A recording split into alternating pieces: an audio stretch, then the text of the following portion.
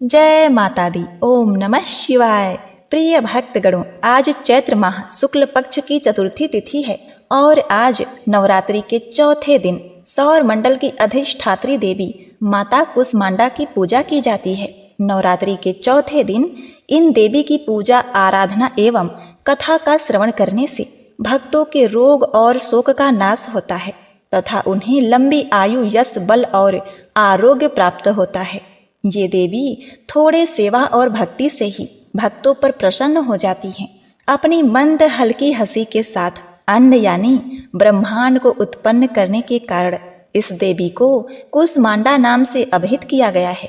इन्हें अष्टभुजा भी कहते हैं। ये सूर्य लोक में निवास करती हैं तथा इन्हीं के प्रकाश से सूर्य प्रकाशमान रहते हैं। सूर्य लोक में रहने की क्षमता केवल इन्हीं में है, इसीलिए इनके शरीर की कांति और प्रभा सूर्य से कई गुना दीप्तिमान है। इनके तेज से दसों दिशाएं अलौकिक और प्रकाशमान रहती हैं। ब्रह्मांड के सभी वस्तुओं और प्राणियों में इन्हीं का तेज व्याप्त है। इन्हें कुम्हड़े की बलि दी जाती है। ये देवी सदा प्रसन्न मुख वाली और तुरंत प्रसन्न हो भक्तों की सभी प्रकार के मनोकामनाओं को पूरी करती हैं। प्रिय भक्तगणों, नवरात्रि के चौथे दिन इनकी पूजा करने से भक्तों का मन अनाहत चक्र में होता है। इसके जागृत होने से किसी भी चीज के प्रति उत्पन्न डर और भय खत्म हो जाता है और उस व्यक्ति को असीम शांति तथा ज्ञान की प्राप्ति होती है। तो प्रिय भक्तगणों, आज मैं सुना रही हूँ नवरात्रि के चौथे दिन सुनी जाने वाली माता कुष्मांडा की बड़ी ही दुर्लभ पौराणिक व्रत कथा, जिसे आप सभी भक्तगण बड़ी श्रद्धा तथा प्रसन्न चित्त मन से पूरा अवश्य सुनिएगा। इस कथा को आधा अधूरा छोड़कर माता रानी का अपमान ना करें, पूरा सुने। जय माता दी। प्राचीन काल की बात है। कौशल देश में सुशील नाम का एक निर्धन ब्राह्मण रहता था। प्रतिदिन मिलने वाली भिक्षा से वह अपने परिवार का भरण पोषण करता था। उसके कई बच्चे थे। प्रातः काल वह भिक्षा लेने घर से निकलता और सायंकाल लौट आता था। देवताओं, पितरों और अतिथियों की पूजा करने के बाद आश्रित जन को खिलाकर ही वह स्वयं भोजन ग्रहण करता था। इस प्रकार भिक्षा को वह भगवान का प्रसाद समझकर स्वीकार करता था। इतना दुखी होने पर भी वह दूसरों की सहायता के लिए सदैव तत्पर रहता था। यद्यपि उसके मन में अपार चिंता रहती थी। उसकी इंद्रियों पर उसका पूर्ण नियंत्रण था। वह सदाचारी, धर्मात्मा और सत्यवादी था। उसके हृदय में कभी क्रोध, अहंकार और ईर्ष्या जैसे तुच्छ विकार उत्पन्न नहीं होते थे। ऐसे ही एक बार की बात है। उसके घर के पास एक सत्यव्रत नामक एक तेजस्वी ऋषि आकर ठहरे। वे एक प्रसिद्ध तपस्वी थे। मंत्रों और विद्याओं का ज्ञाता उनके समान आस पास दूसरा कोई नहीं था। अनेक व्यक्ति उनके दर्शन को आने लगे। अब उस ब्राह्मण सुशील के हृदय में भी उनसे मिलने की इच्छा जागृत हुई और वह उनकी सेवा में उपस्थित हुआ। सत्यव्रत को प्रणाम करके बोला, ऋषिवर, आपकी बुद्धि अत्यंत विलक्षण है। आप अनेक शास्त्रों, विद्याओं और मंत्रों के ज्ञाता हैं। मैं एक निर्धन, दरिद्र और असहाय ब्राह्मण हूँ। कृपा मुझे बताइए कि मेरी गरीबी किस प्रकार समाप्त हो सकती है। उसने आगे कहा, मुनिवर, आपसे यह पूछने का केवल इतना ही अभिप्राय है कि मुझ में परिवार का भरण पोषण करने की शक्ति आ जाए। धन के कमी के कारण मैं उन्हें पर्याप्त सुविधाएं और अन्य सुख नहीं दे पा रहा हूँ। अतः हे महात्मन, हे दयानिधे, तप, दान, व्रत, मंत्र अथवा जप, आप कोई ऐसा उपाय बताने का कष्ट करें जिससे कि मैं अपने परिवार का यथोचित भरण पोषण कर सकूं। मुझे केवल इतने ही धन की अभिलाषा है जिसमें हम लोग भर पेट भोजन कर सकें और आराम से जीवन व्यतीत कर सकें। तब सत्यव्रत ऋषि ने सुशील को भगवती कुष्मांडा की महिमा बताते हुए नवरात्रि व्रत करने का परामर्श दिया। हे सुशील, वैसे तो नवरात्रि में देवी के प्रत्येक रूपों की पूजा की जाती है। यदि तुम नवरात्रि के चौथे दिन देवी कुष्मांडा की पूजा करो तो तुम्हें सभी सुखों की प्राप्ति होगी। तुम्हारी चिंताएं दूर हो जाएंगी। हे ब्राह्मण, मैं तुम्हें नवरात्रि के चौथे दिन सुनी जाने वाली माँ कुष्मांडा की कथा को सुनाता हूँ। इसको सुनने मात्र से ही व्यक्ति को असीम शांति की अनुभूति होती है और व्यक्ति कर्म पथ के तरफ अग्रसर होता है, उसके सभी दुख दूर होते हैं तथा इनकी पूजा करने से व्यक्ति को उनके मन मुताबिक वरदान मिलता है। बात उस समय की है जब सृष्टि का कोई अस्तित्व नहीं था, चारों ओर अंधकार ही अंधकार था। तब एक ऊर्जा गोले के रूप में प्रकट हुई। इस गोले से बेहद तेज प्रकाश उत्पन्न हुआ और देखते ही देखते ये नारी के रूप में परिवर्तित हो गया। उस समय समस्त ब्रह्मांड में अंधेरा छाया हुआ था। पूरा ब्रह्मांड स्तब्ध था। इसमें न कोई राग न कोई ध्वनि, केवल सन्नाटा पसरा हुआ था। तत्क्षण अपने मंद मुस्कान से ही ब्रह्मांड की रचना माँ कुसमांडा ने अपनी मंद मुस्कान से की। माँ के मुखमंडल पर फैली मंद मुस्कान से समस्त ब्रह्मांड प्रकाशित हो उठा। ब्रह्मांड की रचना अपनी मुस्कान से करने के चलते जगत जननी आदि शक्ति को माँ कुसमांडा कहा गया। इसके बाद माता ने सबसे पहले 3 देवियों महाकाली, महालक्ष्मी और सरस्वती को उत्पन्न किया। महाकाली के शरीर से एक नर और नारी उत्पन्न हुए। नर के 5 सिर और 10 हाथ थे, उनका नाम शिव रखा गया। और नारी का 1 सिर और 4 हाथ थे, उनका नाम सरस्वती रखा गया। लक्ष्मी के शरीर से एक नर और नारी का जन्म हुआ। नर के 4 हाथ और 4 सिर थे, उनका नाम ब्रह्मा रखा और नारी का नाम लक्ष्मी रखा गया। फिर महासरस्वती के शरीर से एक नर और एक नारी का जन्म हुआ। नर का 1 सिर और 4 हाथ थे, उनका नाम विष्णु रखा और उस नारी का 1 सिर और 4 हाथ थे, उनका नाम शक्ति रखा गया। इसके बाद माता ने ही शिव को पत्नी के रूप में शक्ति, विष्णु को पत्नी के रूप में लक्ष्मी और ब्रह्मा को पत्नी के रूप में सरस्वती प्रदान कर दी। ब्रह्मा को सृष्टि की रचना, विष्णु को पालन और शिव को संहार करने का जिम्मा सौंपा। इस तरह संपूर्ण ब्रह्मांड की रचना माँ कुसमांडा ने की। ब्रह्मांड की रचना करने की शक्ति रखने वाली माता को कुसमांडा नाम से जाना जाता है। इस देवी की 8 भुजाएं हैं, इसलिए अष्टभुजा कहलाई। इनके 7 हाथों में क्रमशः कमंडल, धनुष, बाण, कमल पुष्प, अमृत पूर्ण कलश, चक्र तथा गदा है। 8वें हाथ में सभी सिद्धियों और निधियों को देने वाली जपमाला है। इन देवी का वाहन सिंह है और इन्हें कुम्हड़े की बलि प्रिय है। इस देवी का वास सूर्यलोक के भीतर लोक में है। सूर्यलोक में रहने की शक्ति, क्षमता केवल इन्हीं में है। इसीलिए इनके शरीर की कांति और प्रभा सूर्य के भांति ही दीप्तिमान है। इनके ही तेज से 10 दिशाएं अलौकिक हैं। ब्रह्मांड की सभी वस्तुएं और प्राणियों में इन्हीं का तेज व्याप्त है। चंचल और पवित्र मन से नवरात्रि के चौथे दिन इन देवी की पूजा आराधना करनी चाहिए। इससे भक्तों के रोग और शोकों का नाश होता है तथा उसे आयु, बल, आरोग्य प्राप्त होता है। ये देवी थोड़े से ही सेवा से भक्तों से प्रसन्न होकर उन्हें आशीर्वाद देती हैं। सच्चे मन से पूजा करने वालों को सुगमता से परम पद की प्राप्ति होती है। अतः विधि विधान से पूजा करने पर भक्त को कम समय में ही कृपा का सूक्ष्म भाव अनुभव होने लगता है। ये देवी आधियों व्याधियों से मुक्त करती हैं और उसे सुख, समृद्धि और उन्नति प्रदान करती हैं। अतः इस देवी की उपासना में भक्तों को सदैव तत्पर रहना चाहिए। नवरात्रि के चौथे दिन अनाहत चक्र में इनका ध्यान करने से साधक को भौतिक और आध्यात्मिक प्रचुरता प्राप्त होती है। भक्ति और समर्पण के साथ इनके मंत्र का जाप करने से साधक की चेतना उच्च ब्रह्मांडीय सत्य के प्रति ग्रहणशील हो जाती है। इनके मंत्र का जाप करने से उनके भक्तों को इच्छा, संतुष्टि, मोह भंग और निराशा के अंतहीन चक्र से मुक्ति मिलती है। अतः हे ब्राह्मण, इनकी पूजा करने से भक्तों को कोई रोग नहीं सताता। इनकी कृपा इतनी बड़ी है कि भक्तों को हर तरह के सुख प्राप्त होते हैं। अतः तुम भी नवरात्रि का व्रत करो और चौथे दिन माता कुसमांडा की पूजा अर्चना करके अपने जीवन को सुखी बना सकते हो। सत्यव्रत ऋषि के मुख से इतना सुनने के बाद सुशील ने सत्यव्रत को अपना गुरु बनाकर उनसे माया बीज नामक माता कुसमांडा के मंत्र की दीक्षा ली। तत्पश्चात नवरात्रि व्रत रखकर उस मंत्र का नियमित जाप आरंभ कर दिया। उसने देवी दुर्गा की श्रद्धा और भक्ति पूर्वक आराधना की और इस प्रकार उसके निश्चल और प्रेम भाव से की गई आराधना से देवी माँ प्रसन्न हो गई।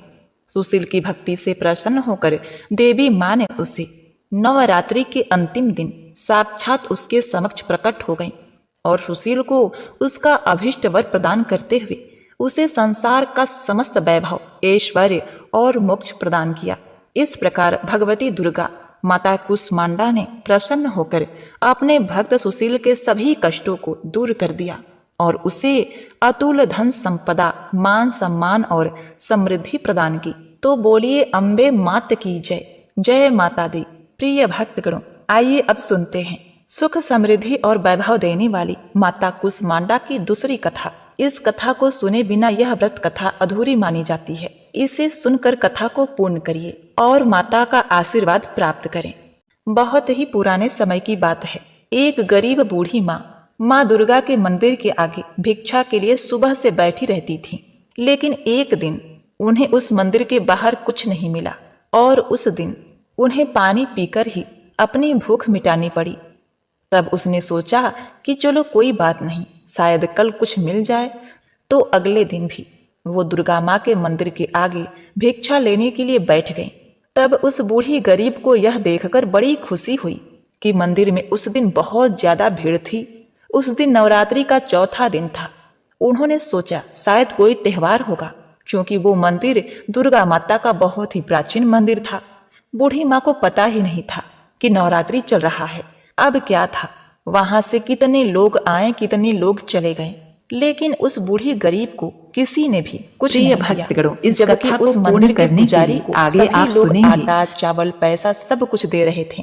तभी वो गरीब बूढ़ी माँ आंखों में आंसू लिए माँ दुर्गा को याद करने लगी और उनसे कहने लगी, हे मैया, कि मुझे कोई भीख नहीं दे रहा। मुझे तो केवल दुख इस बात का है कि भरे हुए घर को हर कोई इंसान और भी ज्यादा क्यों भरता है, लेकिन क्या किसी को भी हम जैसे भूखे और गरीबों के खाली हाथ बिल्कुल भी नजर नहीं आते? ऐसा क्यों होता है मैया? और अगर ऐसा ही चलता रहा तो हम जैसे गरीब लोगों का क्या होगा? दुर्गा मैया से मन में इतना कहने के बाद उस बूढ़ी माँ ने सोचा कि शायद आज भी मुझे भूखा ही सोना पड़ेगा। इतने में ही न जाने कहां से एक सुंदर सी कन्या उस दुर्गा माँ के मंदिर की सीढ़ियां चढ़ने लगी और तो जैसे मौसम ही बदल गया हो। जैसे ही वो सुंदर कन्या उस पंडित के पास पहुंची तो उस समय वहां उस गांव का एक बहुत धनवान व्यक्ति खड़ा हुआ था। तो जैसे ही उस धनवान व्यक्ति ने अपनी पैसों और लड्डू बर्फी से भरी हुई थाली पूजा के लिए पंडित को पकड़ाने लगे, तो वैसे ही उस कन्या ने उन्हें रोकते हुए कहा, हे धनवान व्यक्ति, तुम ये पैसे और लड्डू बर्फी से भरी हुई थाली इस मंदिर के बाहर बैठी उस बूढ़ी माँ को क्यों नहीं देते? वह बेचारी कल से भूखी है और उनकी सहायता करना तुम्हारा कर्तव्य है, जबकि दुर्गा माँ ने तुम्हें तुम्हारी मेहनत का खूब धन दिया हुआ है। लेकिन उस धनवान व्यक्ति ने अपना घमंड दिखाते हुए उस छोटी कन्या से कहा, तुम कौन हो मेरे दुर्गा माँ की पूजा के बीच में आने वाली, और मैं ये सारा धन इस बूढ़ी गरीब पर क्यों लुटाऊं? तब उस कन्या ने उस धनवान व्यक्ति को दोबारा कहा, हे धनवान व्यक्ति, मान जाओ, ये पैसों की थाली तो तुम्हें उस बूढ़ी गरीब को ही देनी होगी। लेकिन उस धनवान व्यक्ति ने उस सुंदर कन्या की बात न मानकर वो पैसों की थाली उस पंडित को जैसे ही पकड़ाने लगा, वैसे ही उस कन्या ने जोर से धरती पर अपना पैर मारा तो जैसे पूरी धरती ही हिलने लगी और अचानक वो धनवान व्यक्ति सीढ़ियों से लुढ़कता हुआ उसी बूढ़ी माँ के पैरों में आकर गिरा, जिसे वो धनवान व्यक्ति पैसों की थाली देने से मना कर रहा था।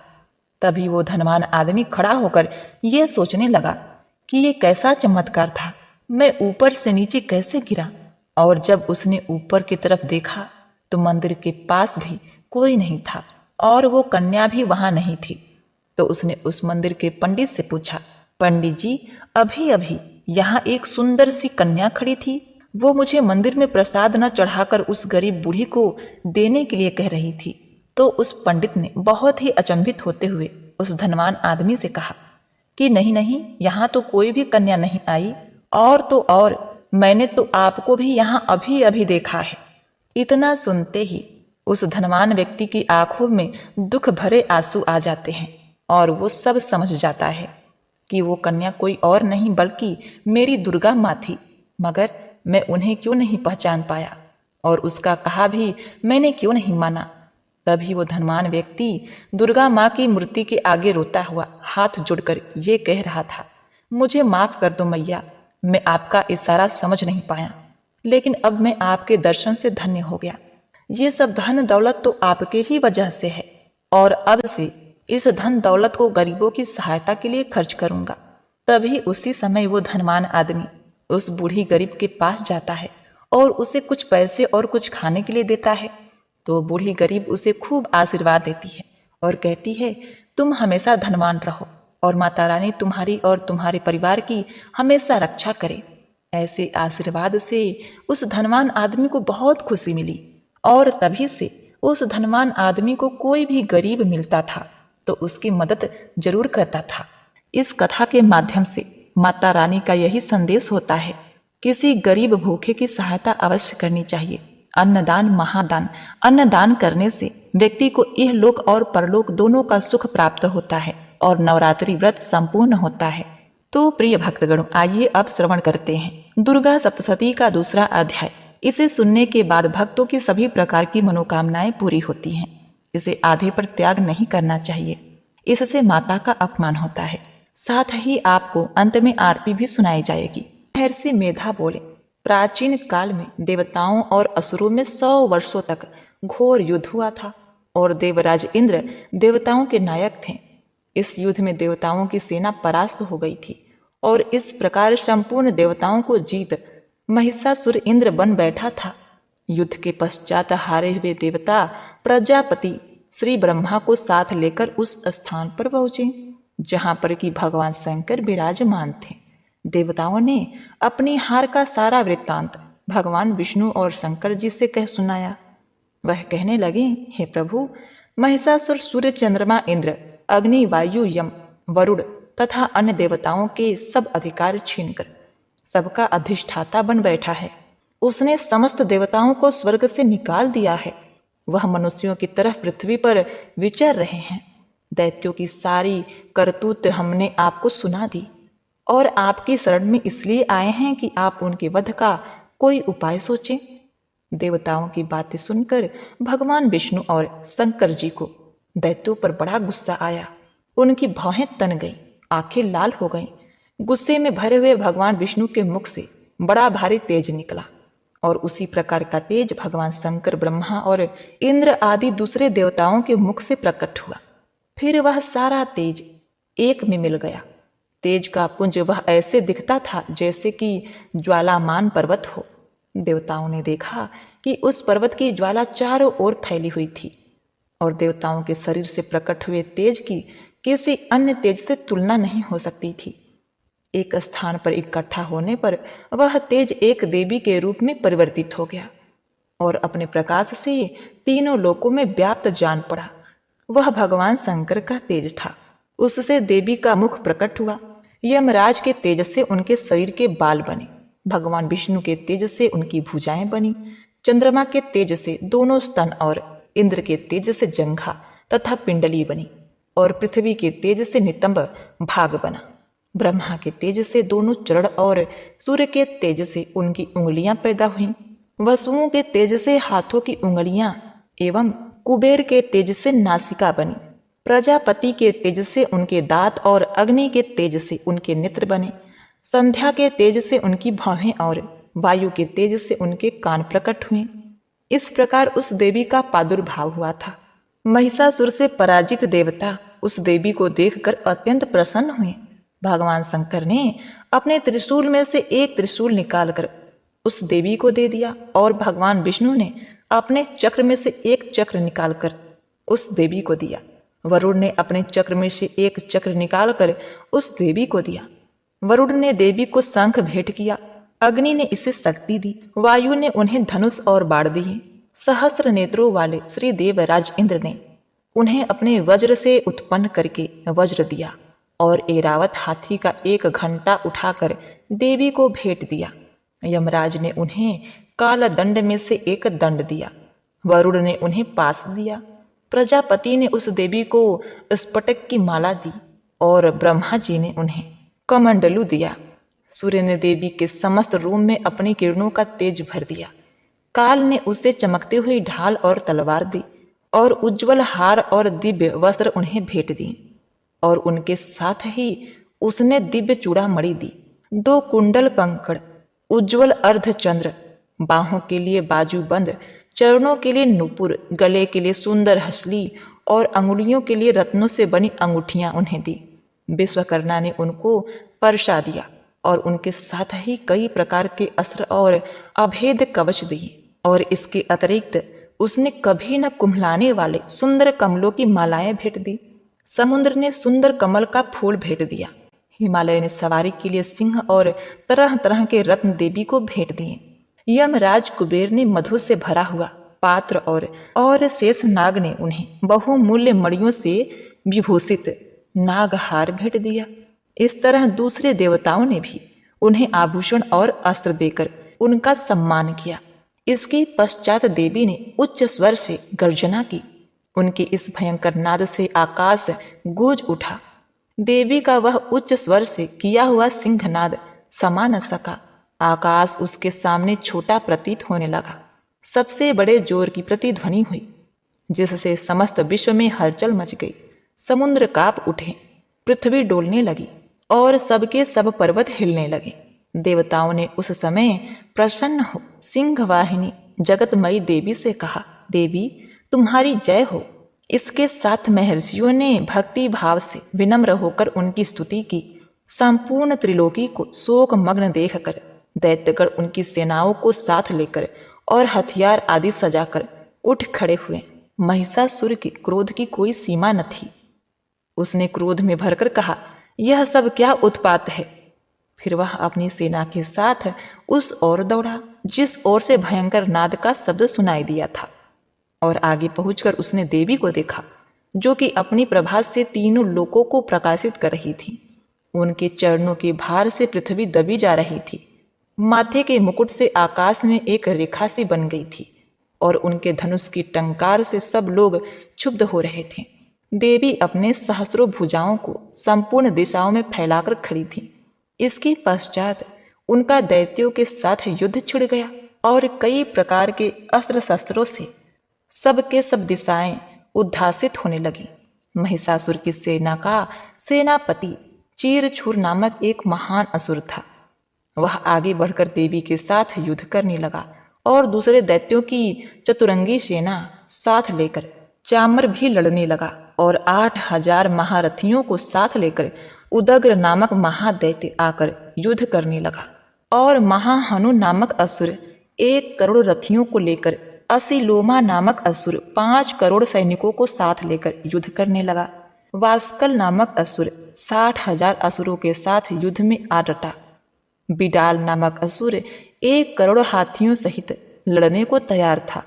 इसके अतिरिक्त और भी हजारों असुर हाथी और घोड़े साथ लेकर लड़ने लगे, और इन सबके पश्चात महिषासुर करोड़ों रथों, हाथियों और घोड़ों सहित वहां आकर देवी के साथ लड़ने लगा। सभी असुर तोमर, भिंदी, पाल, शक्ति, मूसल, खड़गों, परशों, पट्टियों के साथ रणभूमि में देवी के साथ युद्ध करने लगे। कई शक्तियां फेंकने लगे और कोई अन्य शस्त्र आदि। इसके पश्चात सबके सब दैत्य अपनी अपनी तलवारें हाथों में लेकर देवी की ओर दौड़े और उसे मार डालने का उद्योग करने लगे। मगर देवी ने क्रोध में भरकर खेल ही खेल में उनके सब अस्त्र शस्त्रों को काट दिया। इसके पश्चात महर्षियों और देवताओं ने देवी की स्तुति आरंभ कर दी, और वह प्रसन्न होकर असुरों के शरीर पर अस्त्र शस्त्रों की वर्षा करती रही। देवी का वाहन भी क्रोध में भरकर दैत्य सेना में इस प्रकार विचरने लगा जैसे कि वन में दावानल फैल रहा हो। युद्ध करती हुई देवी ने क्रोध में भर जितने श्वासों को छोड़ा, वह तुरंत ही सैकड़ों हजारों गणों के रूप में परिवर्तित हो गए। परसे, भिंदी, पाल, खड़ग तथा पट्टिस इत्यादि अस्त्रों के साथ दैत्यों से युद्ध करने लगे। देवी के शक्ति से बढ़े हुए वह गण दैत्यों का नाश करते हुए ढोल, शंख व मृदंग आदि बजा रहे थे। तदवंतर देवी ने त्रिशूल, गदा, शक्ति, खड़ग इत्यादि से सहस्त्रों असुरों को मार डाला। कितनों को घंटे की भयंकर आवाज से ही यमलोक पहुंचा दिया। कितने ही असुरों को उन्होंने पास में बांधकर पृथ्वी पर धर घसीटा। कितनों को अपने तलवार से टुकड़े टुकड़े कर दिए। और कितनों को गदा की चोट से धरती पर सुला दिया। कई असुर मूसल की मार से घायल होकर रक्त वमन करने लगे और कई सूल से छाती फट जाने के कारण पृथ्वी पर लेट गए और कितनों की बाड़ों से कमर टूट गई। देवताओं को पीड़ा देने वाले दैत्य कट कट कर मरने लगे। कितनों की बाहें अलग हो गईं, कितनों की ग्रीवा कट गई, कितनों के सिर कट कर भूमि पर लटक गए, कितनों के शरीर बीच में से कट गए और कितने की जंघाएं कट गई और वह पृथ्वी पर गिर पड़े।